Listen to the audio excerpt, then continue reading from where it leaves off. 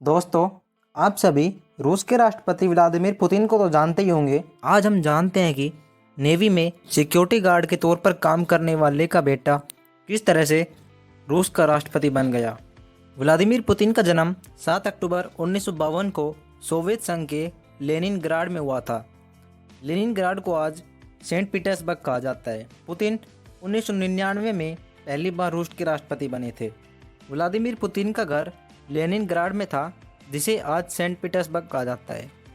Putin की अक्सर अपने से बड़े लड़कों से लड़ाई हो जाती थी। यही वजह थी कि उन्होंने मुकाबले करने के लिए जूडो भी सीखा था। व्लादिमीर पुतिन 17 वर्षों तक सोवियत संघ की केजीबी के एजेंट भी रहे हैं।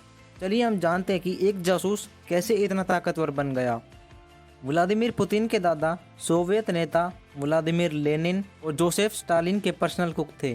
पुतिन के पिता सोवियत नेवी में एक सिक्योरिटी गार्ड के तौर पर काम करते थे और उनकी माँ एक फैक्ट्री में काम करती थी। सितंबर 1960 से पुतिन ने अपने घर के पास ही एक स्कूल से पढ़ाई शुरू की थी। उन्होंने सेंट पीटर्सबर्ग स्टेट यूनिवर्सिटी से कानून की पढ़ाई की। 1975 में पुतिन ने सोवियत संघ की खुफिया एजेंसी केजीबी को ज्वाइन कर लिया। 1980 के दशक में उन्हें जर्मनी के ड्रेसडेन में एजेंट के तौर पर तैनात किया गया। ये विदेश में उनकी पहली तैनातगी थी।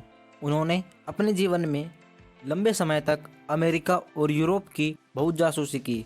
लगातार 17 वर्षों तक काम करने के बाद उन्होंने केजीबी से इस्तीफा दे दिया। 1991 में सोवियत संघ टूट गया था। 25 दिसंबर 1991 को तत्कालीन सोवियत संघ के राष्ट्रपति ने अपने पद से इस्तीफा दे दिया और इसके बाद नए राष्ट्रपति बोरिस येल्त्सिन बने। उसी रात रूस के राष्ट्रपति भवन में, जिसे क्रेमलिन कहा जाता है, वहां से सोवियत संघ का झंडा उतार दिया गया और रूसी झंडा फहराया गया और इसी दिन सोवियत संघ को औपचारिक रूप से खत्म कर दिया गया। व्लादिमीर पुतिन रूस के राष्ट्रपति बोरिस येल्त्सिन के करीबी बन गए और राजनीति में अपनी जगह बनाते चले गए। 1999 में येल्त्सिन ने व्लादिमीर पुतिन को देश का प्रधानमंत्री बना दिया। 31 दिसंबर 1999 को येल्त्सिन ने राष्ट्रपति पद से इस्तीफा दे दिया। उसके बाद पुतिन कार्यवाहक राष्ट्रपति बने। 26 मार्च 2000 को पुतिन ने अपना पहला राष्ट्रपति चुनाव लड़ा और जीता। मार्च 2004 में पुतिन दूसरी बार राष्ट्रपति चुने गए। उन्हें 70% से भी ज्यादा वोट मिले थे। 1993 का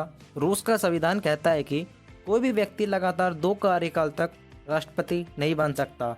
इसलिए 2008 में पुतिन को अपना पद छोड़ना पड़ा। पुतिन ने दिमित्री मेदवेदेव को अपना उत्तराधिकारी घोषित कर दिया और खुद प्रधानमंत्री बन गए। मेदवेदेव की सरकार में संविधान में संशोधन करवाया गया और यह तय किया गया कि राष्ट्रपति का कार्यकाल अब 4 साल के बजाय 6 साल का होगा। क्योंकि पुतिन प्रधानमंत्री रह चुके थे, इसलिए वो 2012 में तीसरी बार रूस के राष्ट्रपति चुने गए। मार्च 2018 में पुतिन चौथी बार राष्ट्रपति बने। 2018 के चुनाव में पुतिन को 75% से भी ज्यादा वोट मिले। जुलाई 2020 में पुतिन ने एक संविधान संशोधन लेकर आए। इससे उन्हें 2036 तक राष्ट्रपति बने रहने की ताकत मिल गई। पुराने कानूनों की जगह नए कानूनों ने ले ली। इसलिए पुतिन 2024 में फिर से 2 बार राष्ट्रपति चुनाव लड़ सकते हैं।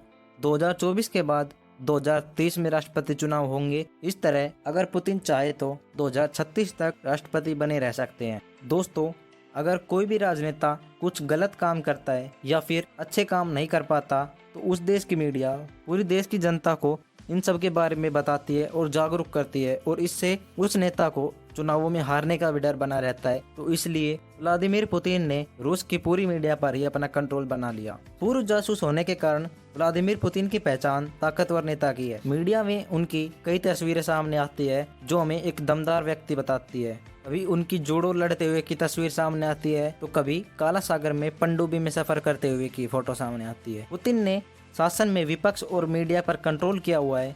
1999 में भी जब येल्त्सिन ने उन्हें अपना उत्तराधिकारी घोषित किया था, तो कई लोग इस फैसले के खिलाफ थे, लेकिन पुतिन को कोई नहीं रोक सका।